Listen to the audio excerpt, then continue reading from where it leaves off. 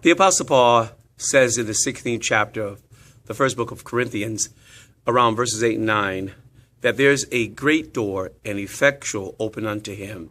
And he said, and many are my adversaries. In the 5th chapter of the book of Hebrews, verses 13 and 14, there's a discussion regarding milk and meat. As a matter of fact, the writer says that those that use milk are unskillful in the word of righteousness.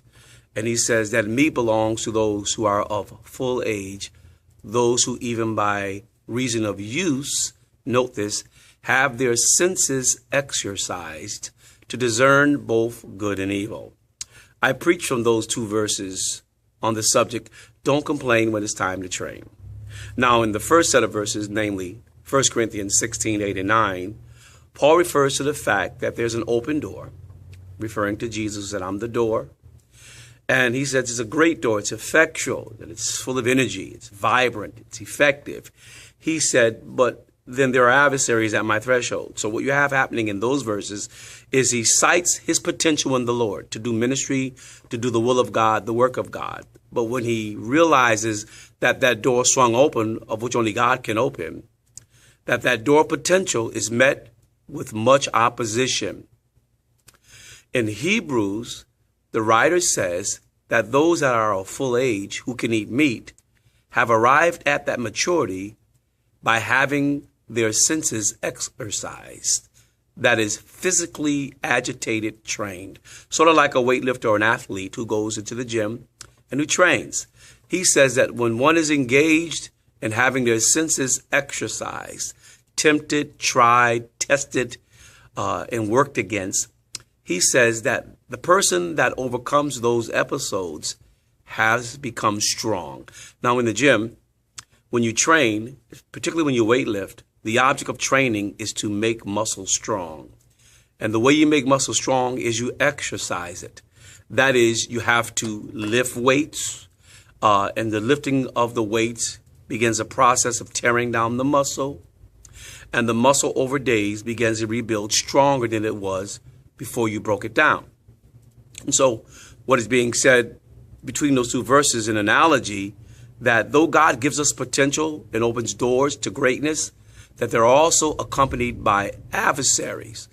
But Hebrews informs us that those adversaries are necessary to work us out, to train us, to exercise us.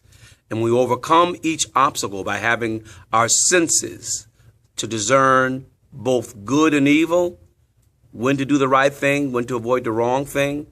After we've engaged that process while going to the potential God has called us to, the writer says we become mature.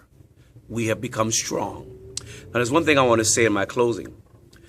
When you go to the gym and you lift out, or work out, I should say, in lifting weights, there's a process we refer to called failure.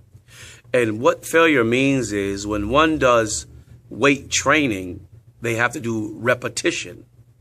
Repetition could be 8, 10, 12, 15, or as many as one could do of the same exercise. So for instance, if you're curling a dumbbell, you do as many reps as you can. And the object of repetition is that you work until the muscle fails, meaning you have done maybe 10. When you get to the 12th repetition, you almost drop the weight because you can no longer lift again. When one has arrived at that point, that's called failure.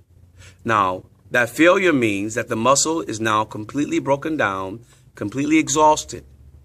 And now when it grows back, it'll grow back its strongest because it almost reached the point of failure. Reminds me of a set of verses that Paul writes when he says, there hath no temptation taken you, but such as is common to man.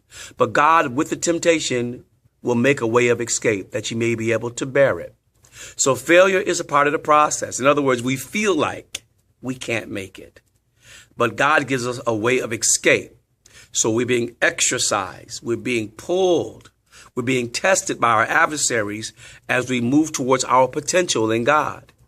And many of us give up and quit because we feel like, what's the use? It's like I'm being opposed on every side. It's like, if God called me to this greatness, then why then should I suffer the agitation of my adversaries? You must suffer that agitation because you're in training. The idea is that you'll overcome them. I give you a verse. It's found in the very first book of the Bible, Genesis. Upon the occasion when Abel and Cain offered to God a sacrifice, and Abel's sacrifice was accepted, but Cain's was not. If you read there in the chapter, I believe the second chapter, the Lord says to Cain that sin is the demon that croucheth at the door. It desires to have you, but you must master it.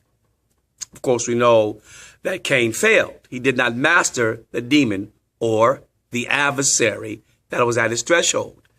He could have gotten greatness. He had an opportunity. He had potential. But because he did not master the adversary at his door, because he did not train, because he did not work out, because he did not engage potential failure in the exercise, he committed murder.